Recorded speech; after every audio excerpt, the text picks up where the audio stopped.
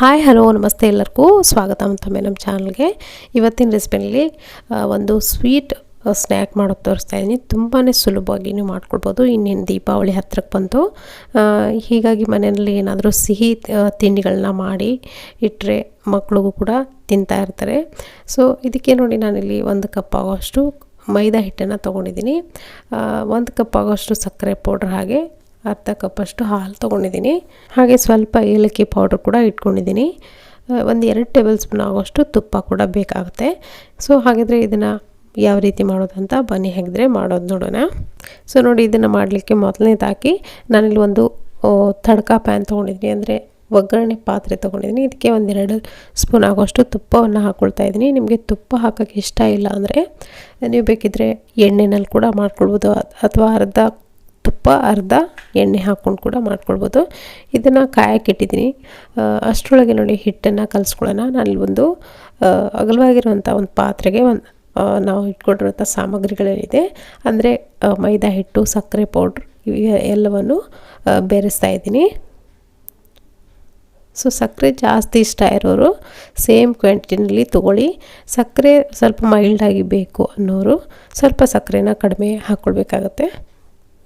1/2 tea spoon ಆಗೋಷ್ಟು ಏಲಕ್ಕಿ powder ಹಾಕ್ಕೊಂಡು ಇದನ್ನು ಚೆನ್ನಾಗಿ ಕಲಿಸ್ಕೊಳ್ಳಿ. ಈ ಸಕ್ಕರೆ ಪೌಡ್ರ್ ಹಾಗೆ ಮೈದಾ ಹಿಟ್ಟು, ಏಲಕ್ಕಿ ಪೌಡ್ರ್ ಎಲ್ಲವೂ ಚೆನ್ನಾಗಿ ಬೆರೆತ್ಕೊಳ್ಬೇಕು. ಸೊ ಕ್ಲೀನಾಗಿ ಒಂದ್ಸರಿ ಮಿಕ್ಸ್ ಮಾಡ್ಕೊಳ್ಳಿ ಇದನ್ನು.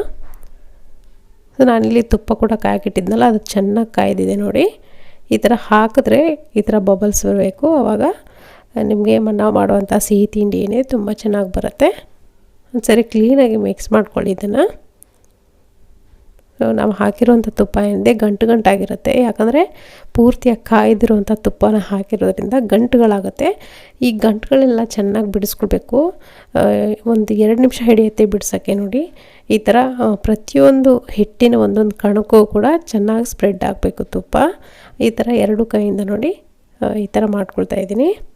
ಆವಾಗ ನಮಗೆ ಗಂಟುಗಳೆಲ್ಲ ಹೋಗಿ ಒಂದು ಪರ್ಫೆಕ್ಟಾಗಿರುವಂಥ ಕನ್ಸಿಸ್ಟೆನ್ಸಿಲಿ ಹಿಟ್ಟು ಸಿಗುತ್ತೆ ನಮಗೆ. ನೋಡಿ ಇವಾಗ ಗಂಟುಗಳನ್ನೆಲ್ಲ ಬಿಡಿಸಿ ಇಟ್ಕೊಂಡಿದ್ದೀನಿ ನಾನು. ಇವಾಗ ಇದಕ್ಕೆ ನಾವು ಇಟ್ಕೊಂಡಿರೋಂಥ ಹಾಲೇನಿದೆ ನೋಡಿ, ಅರ್ಧ ಕಪ್ ಅಷ್ಟು ಹಾಲು ಇಟ್ಕೊಂಡಿದ್ದೀನಿ. ಸ್ವಲ್ಪನೇ ಹಾಲನ್ನು ಹಾಕ್ಕೊಂಡು ಇದನ್ನು ಕಲಿಸ್ಕೊಳ್ಬೇಕಾಗತ್ತೆ. ಸೊ ಅರ್ಧ ಕಪ್ ಅಷ್ಟು ಮಾತ್ರ ನಾನಿಲ್ಲಿ ಹಾಲನ್ನು ಬಳಸಿದ್ದೀನಿ, ಅಷ್ಟೇ ಸಾಕಾಗತ್ತೆ. ಯಾಕಂದರೆ ನಾವು ಸಕ್ಕರೆ ಕೂಡ ಹಾಕಿರೋದ್ರಿಂದ ನೀವು ಸ್ವಲ್ಪ ಹಾಕಿದ್ರೂ ಕೂಡ ಅದು ಚೆನ್ನಾಗಿ ಸಕ್ಕರೆ ಎಲ್ಲ ಕರಗಿ ಅದು ಕೂಡ ಮಾಯಿಶ್ಚರ್ ಬಿಟ್ಕೊಳತ್ತಲ್ಲ, ಅಷ್ಟರಲ್ಲೇ ನೀವು ಹಿಟ್ಟನ್ನು ಕಲಿಸ್ಕೊಳ್ಬೋದು. ನೀವು ನೋಡ್ತಿರ್ಬೋದು ಇವಾಗ ಅದೇ ಅರ್ಧ ಕಪ್ ಹಾಲಲ್ಲೇ ಮತ್ತೆ ಸ್ವಲ್ಪ ಹಾಲು ಉಳ್ಕೊಳ್ಳುತ್ತೆ. ಸೊ ಇವಾಗ ನೋಡ್ತಿರ್ಬೋದು ನೀವು, ಪೂರ್ತಿ ತೆಳುವಾಗಿದೆ. ಈ ಥರ ತೆಳುವಾಗಿ ನಿಮ್ಗೆ ಏನಾದರೂ ಆದರೆ ಹಿಟ್ಟನ್ನು ಕೂಡ ನೀವು ಮತ್ತೆ ಸೇರಿಸ್ಕೊಂಡು ನಾದ್ಕೊಳ್ಬೋದು ಹಿಟ್ಟನ್ನು, ಏನೂ ತೊಂದರೆ ಇಲ್ಲ. ನೋಡಿ ಈ ಥರ ಗಟ್ಟಿಯಾಗಿ ಹಿಟ್ಟನ್ನು ನಾದ್ಕೊಂಡು ಇಟ್ಕೊಂಡಿದ್ದೀನಿ ನೋಡಿ. ಇದನ್ನು ಒಂದು 10 ನಿಮಿಷ ಅಥವಾ 1-2 ನಿಮಿಷ ಮುಚ್ಚಿ ನೆನೆ ಹಾಕ್ಬಿಡೋಣ, ಆವಾಗ ಇನ್ನೂ ಈಸಿಯಾಗಿ ಮಾಡ್ಬೋದು. ನೋಡಿ 1-2 ನಿಮಿಷ ಬಿಟ್ಟಿದ್ದೆ ನಾನು.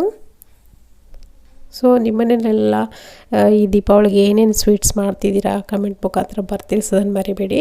ಹಾಗೆ ದೀಪಾವಳಿಗೆ ಅಂತ ಏನಾದರೂ ಸ್ಪೆಷಲ್ ತಿಂಡಿಗಳು ಅಥವಾ ಸ್ವೀಟ್ಗಳು ಏನಾದರೂ ನಿಮಗೆ ಮಾಡೋಕ್ಕಿದ್ರೆ ಕೇಳಿ, ಖಂಡಿತ ನಮ್ಮ ಚಾನಲ್ಗೆ ಮಾಡಿ ತೋರಿಸೋ ಪ್ರಯತ್ನನ ಮಾಡ್ತೀನಿ. ಸೊ ನೋಡಿ ಇವಾಗ ಚೆನ್ನಾಗಿ ಹಿಟ್ಟನ್ನು ನಾದ್ಕೊಂಡಿರೋದ್ರಲ್ಲಿ 2 ಪೋರ್ಷನ್ ಮಾಡಿಕೊಂಡು ಈ ಥರ ಲಟ್ಟಿಸ್ಕೊಂಡಿದ್ದೀನಿ ನಾನು. ಪೂರ್ತಿ ತೆಳುವಾಗಿ ಲಟ್ಸ್ಲಿಕ್ಕೆ ಹೋಗ್ಬಿಡಿ, ಚಪಾತಿ ಹದಕ್ಕೆ ಸ್ವಲ್ಪ ದಪ್ಪವಾಗಿ ಲಟ್ಟಿಸ್ಬೇಕಿದೆ. ನಾವಿಲ್ಲಿ ಈ ಶಂಕರ್ಪಾರ ಮಾಡ್ತಿರೋದ್ರಿಂದ ನೋಡಿ, ಇದನ್ನು ಶಂಕರ್ಪಾರ ಕಟ್ ಮಾಡಲಿಕ್ಕೆ ನೋಡಿ ಈ ಥರ ಸ್ಪೂನ್ ಸಿಗುತ್ತೆ ನಿಮಗೆ. ಇದಿಲ್ಲ ಅಂದರೂ ಪರವಾಗಿಲ್ಲ, ನೀವು ಚಾಕುನಲ್ಲಿ ನೀಟಾಗಿ ಕಟ್ ಮಾಡ್ಕೊಳ್ಬೋದು. ನಾನಿಲ್ಲಿ ಚಿಕ್ಕದಾಗಿ ಕಟ್ ಮಾಡ್ಕೊಳ್ತಿಲ್ಲ, ಇದನ್ನು ಸ್ವಲ್ಪ ಉದ್ದುದ್ದಕ್ಕೆ ಕಟ್ ಮಾಡ್ಕೊಳ್ತಾ ಇದ್ದೀನಿ. ಸೊ ನಿಮ್ಗೆ ಯಾವ ಸೈಜಲ್ಲಿ ಬೇಕೋ, ಯಾವ ಆಕಾರಕ್ಕೆ ಬೇಕೋ, ಯಾವ ರೀತಿ ಬೇಕಿದ್ರೂ ನೀವು ಕಟ್ ಮಾಡ್ಕೊಳ್ಬೋದು. ನಾರ್ಮಲಾಗಿ ಅಂದರೆ ಯೂಶ್ವಲಾಗಿ ಶಂಕರ್ಪಾಳೆನ ಈ ಥರ ಚಿಕ್ಕದಾಗಿ ಕಟ್ ಮಾಡ್ತಾರೆ. ನಾನಿಲ್ಲಿ ಸ್ವಲ್ಪ ಚೇಂಜಸ್ ಇರಲಿ ಅಂತ ಈ ಥರ ಉದ್ದುದ್ದಕ್ಕೆ ಕಟ್ ಮಾಡ್ಕೊಳ್ತಾ ಇದ್ದೀನಿ. ತಿನ್ನೋಕ್ಕೂ ಕೂಡ ಅನುಕೂಲ ಆಗುತ್ತೆ ಮಕ್ಕಳಿಗೆ ಅಂತ. ಸೊ ಇವಾಗ ಈ ಥರ ಕಟ್ ಮಾಡ್ಕೊಂಡಾದ್ಮೇಲೆ ಎಡ್ಜಸ್ ಏನಿದೆ ಅದನ್ನು ತೆಗೆದುಬಿಡಿ. ಶೇಪ್ ಔಟ್ ಆಗಿರುತ್ತಲ್ಲ ಅದನ್ನು ತೆಗೆದು ಕ್ಲೀನಾಗಿ ಬಂದಿರೋದನ್ನು ಮಾತ್ರ ಈ ಥರ ನೋಡ್ಕೊಳ್ಳಿ. ಚೆನ್ನಾಗಿ ಉದ್ದಗೆ ಕಟ್ಟಾಗಿರೋದನ್ನು ಮಾತ್ರ ನಾನಿಲ್ಲಿ ಎತ್ತಿ ಇಟ್ಕೊಳ್ತಾ ಇದ್ದೀನಿ. ಇದೇ ಥರ ಎಲ್ಲವನ್ನು ನಾನು ಮಾಡಿಕೊಂಡು ಒಂದು ಪ್ಲೇಟ್ಗೆ ಹಾಕ್ಕೊಂಡು ರೆಡಿ ಮಾಡಿ ಇಟ್ಕೊಂಡಿದ್ದೀನಿ. ಇದನ್ನು ಒಂದೊಂದಾಗಿ ಫ್ರೈ ಮಾಡ್ಕೊಳ್ಳೋಣ. ಇವಾಗ ನೋಡಿ ಎಣ್ಣೆ ಕೂಡ ಕಾಯ್ದಿದೆ, ಒಂದೊಂದಾಗಿ ಹಾಕ್ಕೊಳ್ಳಿ. ಮೀಡಿಯಮ್ ಉರಿನಲ್ಲಿ ಇಟ್ಕೊಂಡು ಫ್ರೈ ಮಾಡಬೇಕಾಗತ್ತೆ. ಹೈ ಫ್ಲೇಮ್ ಇಟ್ಕೊಂಡ್ರೆ ಬೇಗನೆ ಮೇಲ್ಗಡೆ ಇರುವಂಥ ಲೇಯರ್ ಏನಿದೆ ಕಪ್ಪಾಗಿಬಿಡುತ್ತೆ ಅಥವಾ ಬ್ರೌನಿಷ್ ಆಗಿಬಿಡುತ್ತೆ, ಒಳಗಡೆ ಹಸಿಯಾಗಿ ಹಾಗೆ ಇರುತ್ತೆ. ಹಿಟ್ಟು ಮೈದಾ ಹಿಟ್ಟಾಗಿರೋದ್ರಿಂದ ಚೆನ್ನಾಗಿ ಫ್ರೈ ಮಾಡಿಕೊಡು ನೀವು ಇಲ್ಲಿ ತೆಗಿಬೇಕಾಗತ್ತೆ. ಸೊ ಈ ಥರ ತಕ್ಷಣವೇ ಸ್ಪೂನನ್ನು ಹಾಕ್ಬಿಡಿ, ಯಾಕಂದರೆ ಮೈದಾ ಹಿಟ್ಟಾಗಿರೋದ್ರಿಂದ ಕಟ್ ಆಗೋ ಚಾನ್ಸಸ್ ಇರುತ್ತೆ. ಸ್ವಲ್ಪ ಹೊತ್ತು ಹಾಕಿದ ತಕ್ಷಣ ಬಿಟ್ಟುಬಿಡಿ. ಅದಾದಮೇಲೆ ನೀವು ಈ ಥರ ಸರ್ಕ್ಯುಲರ್ನಲ್ಲಿ ಫ್ರೈ ಮಾಡಿದ್ರೆ ಕಟ್ ಕೂಡ ಆಗೋಲ್ಲ, ಚೆನ್ನಾಗಿ ಕೂಡ ಬೇಯುತ್ತೆ ಸುತ್ತಲೂ. ಇವಾಗ ನೋಡಿ ತಕ್ಷಣವೇ ತೆಗಿತಾ ಇದ್ದೀನಿ. ಕಲರ್ ಚೇಂಜ್ ಆಗ್ತಾಯಿದೆ ಅನ್ನೋವಾಗ ನೀವು ತೆಗೆದುಬಿಡಿ, ಯಾಕಂದರೆ ಇದು ಬೇಗನೆ ಫ್ರೈ ಆಗುತ್ತೆ. ಹಾಗೆ ತಣ್ಣಗಾದ್ಮೇಲೆ ಇದು ಕ್ರಿಸ್ಪಿ ಆಗುತ್ತೆ. ಸೊ ನಾನಿವಾಗ ಇದನ್ನು ಸರ್ವ್ ಮಾಡ್ಕೊಂಡಿದ್ದೀನಿ. ನೋಡ್ತಿರ್ಬೋದು, ಸ್ವಲ್ಪ ಹೊತ್ತು ಆದಮೇಲೆ ನಾನಿಲ್ಲಿ ತೋರಿಸ್ತಾ ಇದ್ದೀನಿ ಎಷ್ಟು ಚೆನ್ನಾಗಿ ಕಟ್ ಆಗ್ತಾಯಿದೆ, ಎಷ್ಟು ಕ್ರಿಸ್ಪಿಯಾಗಿದೆ ಇತ್ತು ಅಂದರೆ ಬಾಯಲ್ಲಿಟ್ಟರೆ ಕರಗುತ್ತಂತಾರಲ್ಲ ಅಷ್ಟು ಚೆನ್ನಾಗಿತ್ತು. ಟೇಸ್ಟ್ ಕೂಡ ತುಂಬ ಚೆನ್ನಾಗಿತ್ತು. ಖಂಡಿತವಾಗ್ಲೂ ಇದನ್ನು ನೀವು ಕೂಡ ನಿಮ್ಮ ಮನೆಯಲ್ಲಿ ಮಾಡ್ಕೊಳ್ಳಿ, ತುಂಬ ಟೇಸ್ಟಿಯಾಗಿರುತ್ತೆ. ಖಂಡಿತ ಈ ರೆಸಿಪಿ ನಿಮಗೆ ಇಷ್ಟ ಆಗಿದೆ ಅಂದ್ಕೊಳ್ತೀನಿ. ಇಷ್ಟ ಆಗಿದ್ರೆ ಲೈಕ್ ಒತ್ತೋದನ್ನು ಮರಿಬೇಡಿ. Thank you.